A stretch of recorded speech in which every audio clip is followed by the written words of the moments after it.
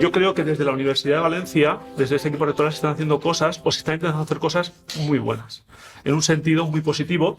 Todos somos conscientes de la gran idiosincrasia que hay a nivel de la universidad, con diferentes agentes externos que están teniendo un papel, un rol determinante, y luego también la gran diversidad que hay en cuanto a nuestras facultades. Esto condiciona mucho pues, todo lo que és la toma de contacto con los investigadores. Pues moltes gràcies, Paco, per la teua valoració.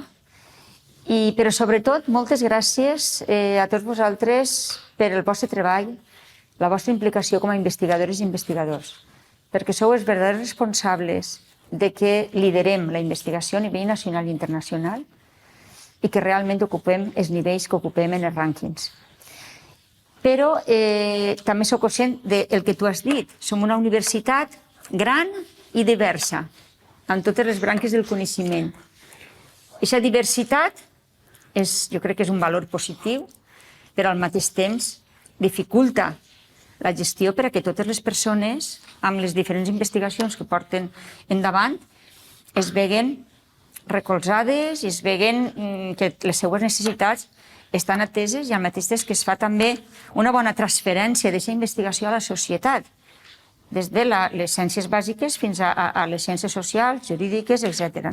Per tant, tenim uns reptes des de la universitat en la que estem, que no és qualsevol universitat.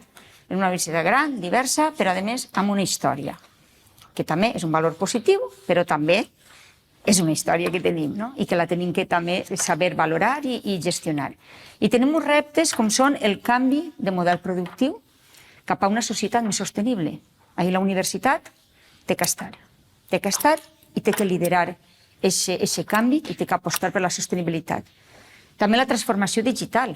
La transformació digital, i vosaltres com a investigadors i investigadors sabeu la càrrega burocràtica que comporta el gestionar la investigació. Tenim que donar suport, tenim que donar eines per a que aquesta càrrega burocràtica siga la menor possible, perquè els investigadors i investigadores s'heu de dedicar a la investigació, a fer el que realment se demana en aquests projectes que de vegades costa molt d'aconseguir, i així tenim en la Universitat de València gràcies a vosaltres.